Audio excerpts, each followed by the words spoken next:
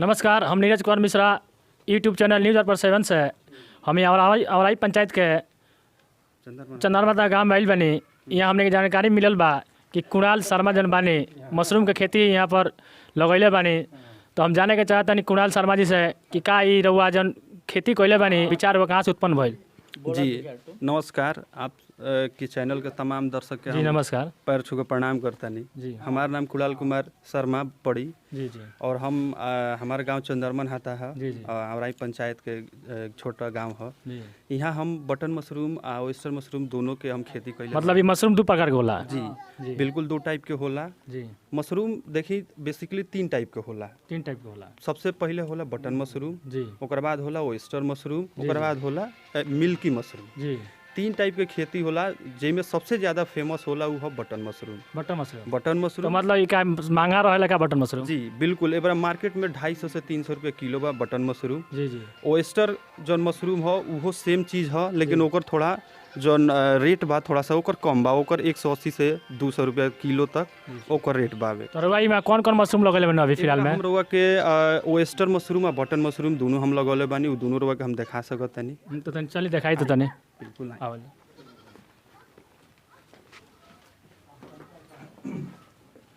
तो रउआ देखा तनी कि यहाँ के तनी मशरूम के खेती कइले बानी, रउआ सब देखी।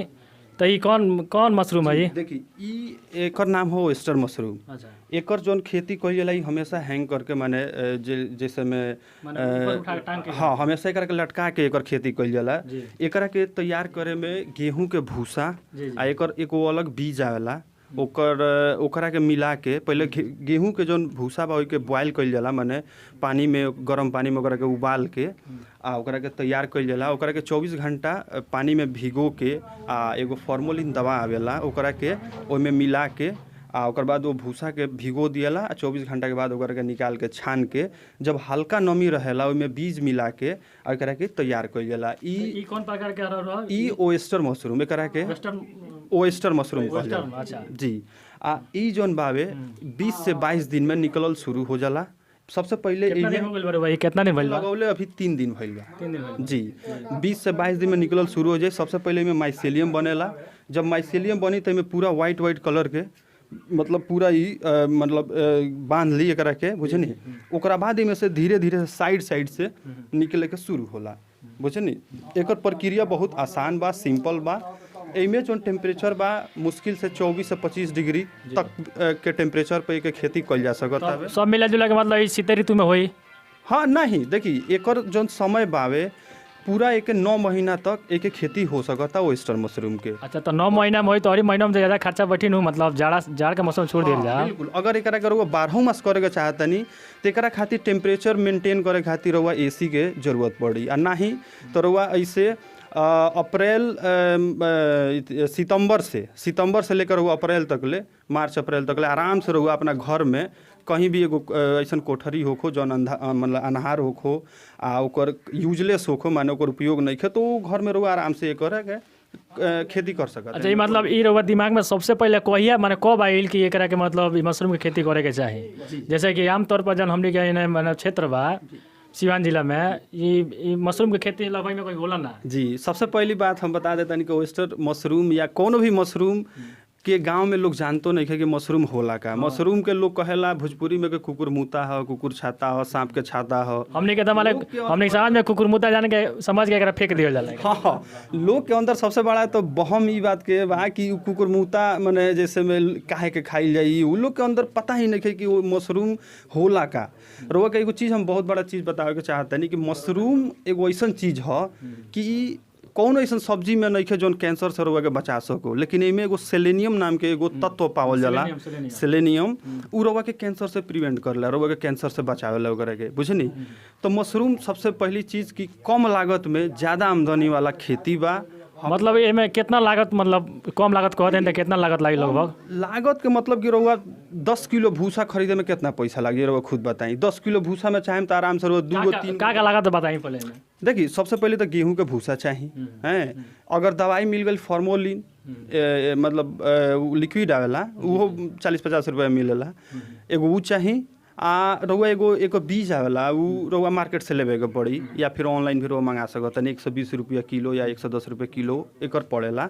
एक रउआ आसानी से रउआ मंगा के एमे कुछ ज़्यादा मेहनत नहीं है, भूसा के बॉयल कर दी आ बॉयल करके एकरा के बीज मिला के बस ऐसे पॉलीथीन बैग में भर के एकरा के लटका देवे। एमे कौन खास ज़्यादा लागत नहीं है और वो आराम से एकरा के बहुत अच्छा एकरा के माने जितना जल्दी हो सके एकरा के रउआ शुरू कर सकतनी, आसानी से पैसा भी ज़्यादा कमा सकतनी। ये चीज़ के बा कि रउआ मान ली कि अचार मुरब्बा पापड़ नमकीन ई सब रउआ एके बना सकतनी। अच्छा एक बात बताइए, रउआ खान आम किसान बा का एकर मतलब खेती कर सकता? बिल्कुल एकदम आसान। सबसे पहली चीज़ का हम बहुत सारा मीटिंग में चौपाल में कार्यक्रम में हमरा के अब की बारी बुलावल गई रहा, हम गई रहनी हाँ। ओइजा तो बहुत ऐसा किसान के लोग के पता नहीं है कि मशरूम के खेती मतलब जमीन पर ना होला, ई लैंडलेस जमीन हमनियों को पता नहीं है कि जमीन पर खेती होला कि ना। हाँ लैंडलेस ई जोन फार्मिंग हो।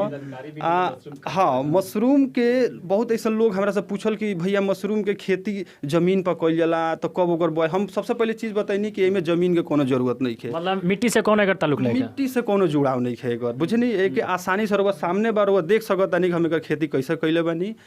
सबसे आसान तरीका बावे एके माने हम कहेम कि माने एकरा ऐसा आसान कोनो तरीका नहीं है। तने चलिए जन बटन प्रकार वाला बटन ओकर दिखा दी। बिल्कुल हम बटन के दिखातनी।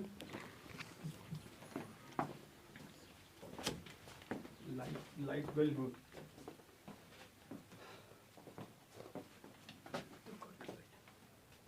भैया लाइट। हाँ तो कैमरा में दिखाई है तो बटन प्रकार है जी। अच्छा ये बटन प्रकार है।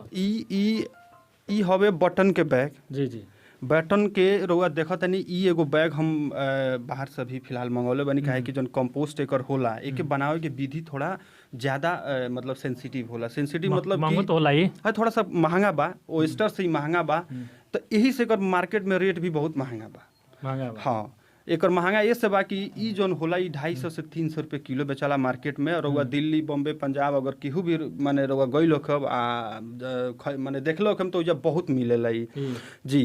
एकर जौन कंपोस्ट बनावे के विधि बा ओके 25 दिन लागेला कम से कम बनावे में। वो तो 25 दिन लागत लो में, ओइ में 24 घंटा 24 घंटा में 24 घंटा ओकर कंपोस्ट 24 घंटा में रउआ बना सकतनी। हेकर जौन तरीका बा एमे बहुत सारा यूज होला, जैसे कि मान ली गेहूं के भूसा बा, जिप्सम बा, चोकर बा, यूरिया बा, डाई बा, मुर्गी के बीट बा, ई सारा चीज़ के मिला के एकर पूरा एगो प्रोसेस होला।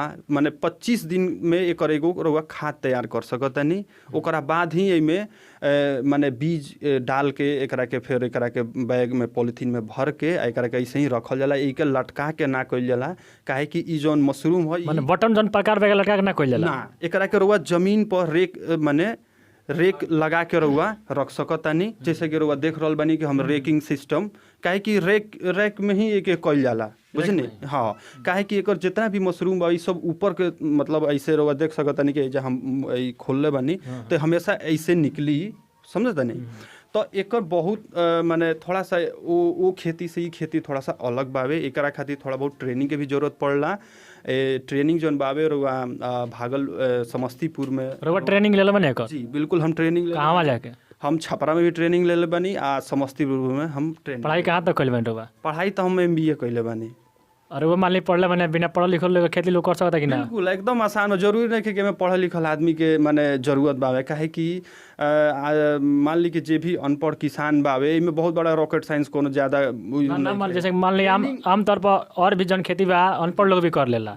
हमरा जाने के चाहते जन मशरूम खेती बा का ये अनपढ़ लोग कर सकता कि नहीं? बिल्कुल कर सकता। इनमें बस 7 दिन के या 15 दिन के ट्रेनिंग होला। उरवा अगर हमारा लगा मतलब ट्रेनिंग लेवे के पड़ जाके? जी बिल्कुल, काहे कि एकर थन जौन कंपोस्ट बनावे के विधि होला उहे मेन टेक्निक होला। MBA कइले बानी शायद? जी बिल्कुल। तो उ रउआ जब तक ट्रेनिंग लेम ओइमे रउआ के पूरा प्रोसेस बतावल जाला कि कंपोस्ट के लेखा बनी। कंपोस्ट बनैला के बाद एकर एगो केसिंग कइल जाला। ओ केसिंग में गोबर आ कोकोपीट दोनों मिला के ओकरा के तैयार कइल जाला, काहे कि केसिंग के सहारे ही मशरूम जौन बावे उ खड़ा होके माने तैयार होला। जी अच्छा इतना बड़ा रउआ अभी प्रोडक्ट लगैले बानी, अभी लेके कृषि विभाग के अधिकारी आइला कि ना? जी कृषि विभाग के अधिकारी बहुत लोग आइल हवे आ सारा लोग के प्रोत्साहन बहुत अच्छा मिलल, सब लोग के सपोर्ट बा। कुछ अनुदान जी अनुदान के तो अभी सरकार के तरफ से कोनो अनुदान नहीं मिलल। ये चीज़ तो हम अधिकारी मतलब प्रोडक्ट लगल में तो मिले के चाहिए न। जी बिल्कुल मिले के चाहिए। हम तो जितना भी सिवान से जितना भी हमारा अधिकारी लोग आयल हवे, हम सारा लोग से हम रिक्वेस्ट करनी है कि सर हमरो के कुछ माने मदद मिले, तो कहे खातिर तो सारा लोग भरोसा दे के गइल बा।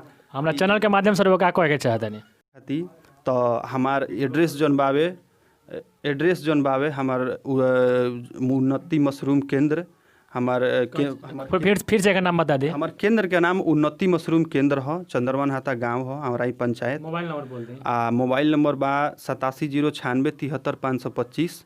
इ नंबर पर कबर हुआ हमरा से 8709673525। ये नंबर पर रउआ कांटेक्ट कर सकतानी। कभी भी रउआ आई हम रउआ के पूरा प्रोसेस बताएम, जितना मदद होई उतना हम रउआ के मदद करे मशरूम के खेती करे में। हम रउआ माने चैनल के माध्यम से कहे के चाहते हैं कि जे भी किसान भाई लोग अगर इंटरेस्टेड बा मशरूम के खेती करे खातिर उ हमरा से संपर्क करी, हम जितना सपोर्ट उतना करे। मान ली कि सबसे जौन चीज़ बावे ट्रेनिंग के, तो ट्रेनिंग अभी फ़िलहाल सरकार की ओर से भी माने दिहल के माने जौन इथी बा तारीख माने डेट जौन बा उ आवे वाली बा। माने तारीख पड़ेला ट्रेनिंग के। हाँ हमेशा नवंबर दिसंबर मतलब जैसे जैसे पौधा बढ़त जाएगा ट्रेनिंग चलत रहेला। नहीं देखिए ट्रेनिंग एके बेर होला बुझनी। हाँ एके बेर वो ट्रेनिंग मिल दिहल जाई 7 दिन खातिर। 7 दिन का भी होला, 15 दिन का भी होला, 3 दिन का भी होला। तो रउआ माने अपना टाइम के हिसाब से। मतलब जन मशरूम खेती करता नहीं इका पहिलका पौधा लगैले बनी एकरा पहले भी प्लांट लगैले रहने रहुआ। जी हमार 3 साल पुरान केंद्र बा बुझनी। हमार 3 साल से हम ई खेती कर रहल। ऐसे मतलब बेनिफिट अच्छा बा। बेनिफिट बहुत अच्छा बा। रउआ हम पहले बताओ तनी कि एगो बैग में से कम मान ली कि हमार 3 से 3.5 किलो बटन मशरूम निकली। एगो बैग से 3.5 किलो बटन मशरूम। खर्चा कितना लगल भाई? 250 रुपया किलो। 250 रुपया जी 250 रुपया। अच्छा बेनिफिट भाई में बहुत अच्छा। तभी तो हम कहता नहीं कि जे भी लोग अगर इच्छुक बा वो तो हम चाहते नहीं कि लोग और ज़्यादा से ज़्यादा मात्रा में माने ये चीज़ के खेती करो, ताकि अपना गांव के अपना जवार के नाम रोशन हो। काहे कि मशरूम सबसे ज़्यादा खेती होला हिमाचल और उत्तराखंड में। पूरा सबसे ज़्यादा वो जा 12 मास खेती होला। ये से जो जा के जो टेम्परेचर बावे वो 12 मास ओके हिसाब से रहेला। हाँ सामान्य रहेला। इमें मेन चीज़ बात देखी टेम्परेचर हमेशा 14 से 16 डिग्री के बीच में रहे के चाहिए। 14 से 16 जी। ये अगर वो मैनुअल तरीका से वो अगर करे के चाहता नहीं तो हमेशा 14 से 16 डिग्री के टेम्परेचर मतलब नवंबर से फरवरी तक मतलब ये मौसम एकदम। ओकरा खातिर देखिए हम टेम्परेचर मीटर भी लगौले बनी। हम से लगौले बनी टेम्परेचर मीटर की कमरा के टेम्परेचर मेंटेन कर पाई हम। देखिए घाटा बा कि कोनो भी चीज़ के ज़्यादा भइल, चाहे वो मान ली टेम्परेचर ज़्यादा कम हो गई तो उनमें का होई कि एमे जोन मशरूम के जोन डेवलपमेंट बा ग्रोथ जोन बा वो बहुत धीमा हो जाला।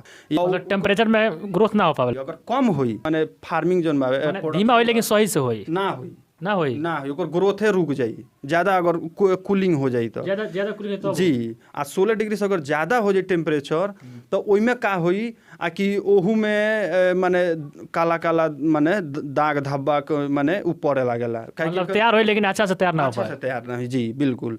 तो यही से में सबसे बड़ा चीज़ बावे सेंसिटिव खेती। यही से के कहल जाला बटन मशरूम। ओएस्टर तो आसान बावे, एकरा खातिर थोड़ा सा देख रेख माने ज़्यादा। मान ली कमरा बावे केहू भी बाहर के आदमी बटन मशरूम में ज़्यादा मतलब देख रेख करे पड़ला। जी एमे माने देख रहे कि बा कि बाहर से जे भी आवता ओकरा के ई करे के बा कि ओकर माने चप्पल वगैरह कपड़ा वगैरह सब कुछ एकदम क्लीन होके के चाहिए। बाहर से केहू बैक्टीरिया अंदर ना आवे। अच्छा मतलब इतना ही में जी देखे के बस। हाँ बैक्टीरिया मेन चीज़ बा। अगर बाहर देखी अगर हम चाहती तो यही रूम में हम वेस्टर के जौन हम बाहर देखनी है वो चीज़ हम एहू में लटका सकत रहनी है। एमे केहू रहेला कि ना? ना एमे केहू ना रहेला ना वो चीज़ के हम एहू लटका सकत रहनी। लेकिन काहे ना लटकने काहे कि देखी ओकर जौन फंगस बा एमे अगर घुस जाई तो वो भी खेती खराब हो या ये भी खेती खराब हो। यही से दोनों के अलग अलग कइल गइल बावे। ओएस्टर के अलग माने खेती आ एक और अलग खेती कइल बावे। तो इहे माने थोड़ा सा ये चीज़ यही से तो एकरा खातिर ट्रेनिंग जरूरी बा बटन मशरूम खातिर। अच्छा ये जितना रहुआ प्रोडक्ट लगैले बने मतलब कितना मन नफा में हो सकता रहुआ? देखिए नफा अब हम लोग के बतैनी है कि मान ली कॉस्टिंग जौन बा 140 से 150 रुपया कॉस्टिंग रुआ पड़ी। अब मान ली कि 10-20 रुपया रुआ ट्रांसपोर्टेशन जोड़ ली हैं, माने अपन प्रोडक्ट कहीं दूसरा जगह पहुँचावे में। मतलब हम साल भर के बताओ तनी, मतलब अगर साल भर में कितना, मतलब ये जितना भी लगैले बनी कितना मुनाफा रुआ कमा सकत तानी? देखी साल भर में अगर अब की पारी जितना अगर हम लगौले बानी एही में तो माने 40 से 50 हज़ार तो आराम से हमार माने बाँच जाई। 40-50 हज़ार जी एकदम, काहे कि अभी ई छोटा लेवल पर बा। अगर हम एकरा के औरी जितना हम बड़ा लेवल पर करेब उतना ही मुनाफा बढ़त जाई, समझ तनी। काहे कि ई जौन चीज़ ह ई छोटा लेवल पर ना होला, माने ई छोटा लेवल पर अगर रउआ करेम तो रउआ नुकसान बा। लेकिन अगर एकरा के जितना भी बड़ा लेवल पर करेम तो इससे का होला कि कॉस्टिंग जौन बावे कम आवेला, प्रॉफिट ज़्यादा हो जाला। मतलब 3 महीना में अगर 40-50 हज़ार का नाफा बा तो कोनो खराब तो नहीं है? ऐसा तो कोनो खेती बा बिहार में नहीं है। रउआ लागत भी तो देखी, हमार लागत कितना लागल बावे, मुश्किल से 14-15 हज़ार रुपया लागल बा। तो आम किसान से रउआ का कहे के चाहे? देखी हम इहे कहे के चाहेम कि देखी रउआ धान गेहूँ रोपतानी तो आजकल के खेती भी बहुत महंगा हो गई बा। ओइमे ई बा कि रउआ आजकल धान गेहूँ बोतनी तो उतना ओहू में लागत खर्चा है, लेकिन वो रउआ धान गेहूँ बेच के कितना बेच लेब साल में हैं। लेकिन अगर में दहे के कटर, हाँ ओहू में बाढ़ के सुखाड़ के सब पत्थर के ओला बिजली सब चीज़ के डर बा। बिल्कुल सही कहता नहीं, लेकिन हे चीज़ में कोनो बात के डर नहीं है। घर के अंदर भी अपना कर सकता नहीं। बिल्कुल कहीं भी ऐसा कोठरी चाहे जगह ऐसा या फिर कोनो पलानी के घर होखो जहाँ माने खाली होखो वो जगह पर रउआ आराम से खेती कर सकता नहीं। आ मुनाफा एमे बहुत अच्छा बावे। मान ली कि अगर रउआ अगर हम इतना जितना हम लगौले बानी, फिर हम 100 बैग के बताओ तनी कि मान ली कि हमार 13 से 14 हज़ार रुपया लागल, में हम आराम से 50-60 हज़ार रुपया कमाएम तो बताएं कि का दिक्कत बावे। 100 बैग कम बताओ तनी, काल के अगर हम 500-1000 बैग लगाएम तो सोची कि अब 50 से आप अपन ऊपर देख ली कि कई गुना हो जाए हमार प्रॉफिट। नफा तो भाई में ऐसा बात नहीं है। यही से तो देखी सबसे एक चीज़ और ही हम कहे के चाहे चैनल के माध्यम से कि लोग के अंदर मशरूम के बारे में जानकारी बहुत कम बा। गांव क्षेत्र के लोग ऐसे भी लोग ये चीज़ के ना पसंद करेला। अच्छा, अगर बृहद पैमाना पर अगर खेती हो तो खुश रहे? बिल्कुल, हम तो सरकार से भी हम अनुरोध कैले बानी कि हमरा के कोनो ऐसा प्लांट दिहल जाओ ताकि हम ये चीज़ के बहुत बड़ा लेवल पर करी। काहे कि देखी अपने यहाँ हर टाइप के आजकल खेती हो रहा बा। जैसे कि ऐसा देखे के मिलेला कि कोनो खेती और केहू करता तो लोग कहला कि नकल करता रहे, अच्छा ना लगल किसान। ना देखिए हमारा रउआ माने खुश बानी सब लोग? एकदम हम खुशी बानी। हम तो इस चैनल के माध्यम से कहे के चाहते हैं कि जितना लोग हमरा लगे आई हम उतना लोग के फ्री में हम ट्रेनिंग दे। बिल्कुल हम दे, फ्री में दे। अगर हमारा माध्यम से और केहू भी अगर करे के चाहता तो हम जितना सपोर्ट है उतना करे। हमारा अंदर ये बात नहीं है कि हम अपन खेती हम दूसरा केहू के ना बताएं। हम तो चाहते नहीं कि ये चीज़ को और विकास हो ना। मान लो अक्सर देखल जाला कि ऐसा होला कि लोग ना बतावेला कि इनकर ज़्यादा कमा लें पैसा, तो इस मतलब रुपया मदद करम नहीं मैं? बिल्कुल हम मदद करके तैयार बानी। एकदम हम ये चीज़ के माने जितना भी लोग बावे हम ये चीज़ के एकदम निश्चिंत रहो। हम और ही लोग कहीं अगर जाई तो हो सकता कहीं पैसा भी लागो ट्रेनिंग के, लेकिन हम जितना भी सिखाएम हम फ्री में सिखाएम। लोग बस खाली करे के चाही। खाली अपन मोबाइल नंबर बोल दिए। जी हमार मोबाइल नंबर बावे 8709673525 8709673525। तो से लोग मैंने संपर्क करो अब। बिल्कुल, हम तो हमारा से देखिए आज से ना, हमारा से काफ़ी दिन पहले से कितना लोग बहुत लोग हमारा से तो बेगूसराय, गोरिया कोठी, मध्य प्रदेश कहाँ से हमारा लगे फ़ोन आवेला। लोग कहे लगी हमरा मशरूम चाहे हमरा सीखे के बा। तो हम बहुत ऐसा लोग हमारा से कांटेक्ट कर चुकल बा। और भी लोग आवे अली बावे, जैसे कि रउआ आज आइल बनी वैसे भी बहुत सारा लोग आवे अली बा। तो हम तो सारा लोग के हम यह कहे के चाहेम कि बहुत अच्छा खेती बा। जे भी किसान भाई लोग अगर घरे बा, मान ली खेती बाड़ी जौन धान गेहूँ बोआ गई जौन भी उ काम से अगर एगो और कोनो जगह खाली होखे परिवार में, मतलब परिवार में, हाँ मान ली कि दिन भर वो घर बैठल बानी बोले अच्छा बा कि चीज़ करी, काहे कि साथ में अगर करेम तो इनकम भी दोगुना हुई। तो सबसे अच्छा ही खेती बावे। हम ये चीज़ के जरूर हम सपोर्ट करेम। जितना भी लोग आई हमारा बिल्कुल खुशी हुई। हमारे चैनल के माध्यम से लोग से कुछ संदेश दें? बिल्कुल संदेश देव। हम तो यह कहब कि जितना भी ये चैनल के दर्शक लोग बा, जितना भी माने किसान भाई लोग अगर इच्छुक बा सीखे खातिर तो वो चीज़ हमारा लगे आवो। हमार खुद के ऑनलाइन प्लेटफॉर्म भी बा, उन्नति मशरूम केंद्र। केहू भी गूगल पर सर्च मारी तो उन्नति मशरूम केंद्र गूगल पर सर्च मतलब मिल जाए। बिल्कुल बिल्कुल गूगल पर वह सर्च मारी, हमारा बारे में पूरा डिटेल आई, हमार संपर्क हमार व्हाट्सएप नंबर कॉन्टैक्ट नंबर सब रउआ मिली। धन्यवाद भैया। जी धन्यवाद, नमस्कार।